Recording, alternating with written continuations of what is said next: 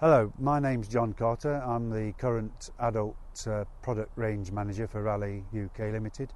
I've been at the company a few years now. I started on the 1st of April 1975, so I've got a little bit of experience. This bike, I'm quite pleased to say, actually started before I did. It was coming from the 1969-1970 era, and we're wondering whether it's possibly one of the first carbon fibre bikes in the world. They're two-pieced cast lugs then? Yes, based on sort of several up-and-coming technologies of the time. You know, there's obviously similarities to other bikes that were just coming out at that time, around the 1969-70 sort of era. Mm-hmm. They were bonded together with steel chainstays because we didn't have carbon at the time to take the sort of loads that we've got. Yeah. That's with a steel bottom bracket, but carbon main tubes. And this was sort of developed at Carlton Cycles in workshop where Rally Rally bought Carlton in 1959, around that time.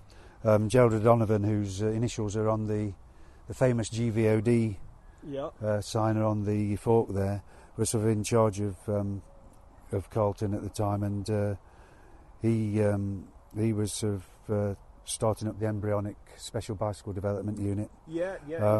So, and the carbon, how would it differ in terms of construction from now? Is it? Did you buy it as tube? Was it bought in as tubes? This was bought in as ready-made tubes. We weren't into making the tubes. To be honest, it was sort of coming out of the aircraft industry and all that sort of stuff, which is where the Reynolds tubing was sort of coming from as well. I don't personally know a lot about it technically. I just know that it's sort of probably one of the first carbon fibre bikes in the world.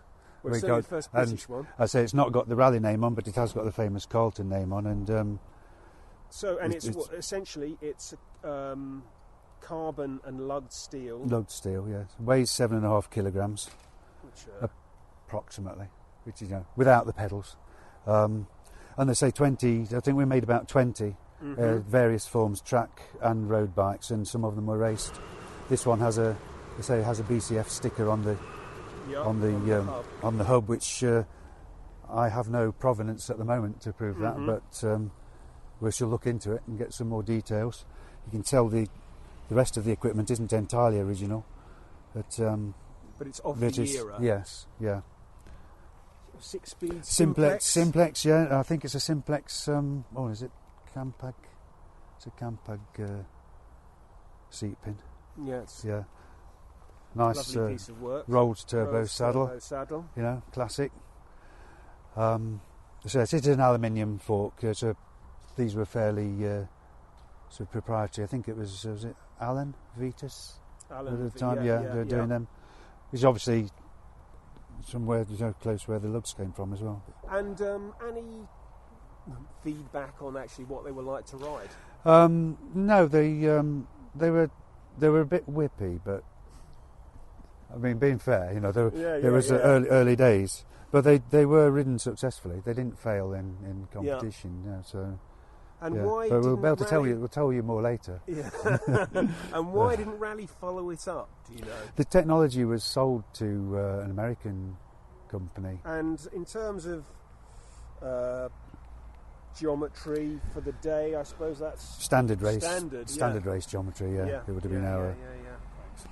So as you were saying, the lugs are bonded, but probably the first thing that most people have noticed looking at it is that they're also bolted. And is that essentially? Well, one of the problems with bonding tubes together, I mean, we found out later in RSP when we were doing the titanium and the aluminium, is that you've got to get the adhesive in there. Adhesive has to have there has to be a fair amount of fair thickness of adhesive between the lug and the tube. So.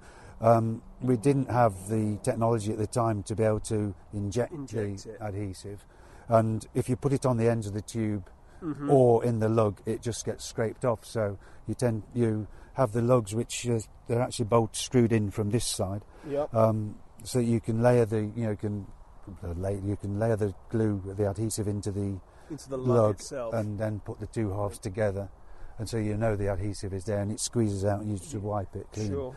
And it's screwed up nice and tight. Nice with detail. It and cured on afterwards. How you, Well, obviously we've not got the ability to put a standard seat clamp round there, so you've got a screw to on each side to keep the seat pin at the right position. And so the chainstays were obviously brazed, as we said earlier. There was steel because we couldn't have the load, so it's a steel bottom bracket. And they're carbon. These are stays here, but this is a steel bridge which is bonded in as well. Right.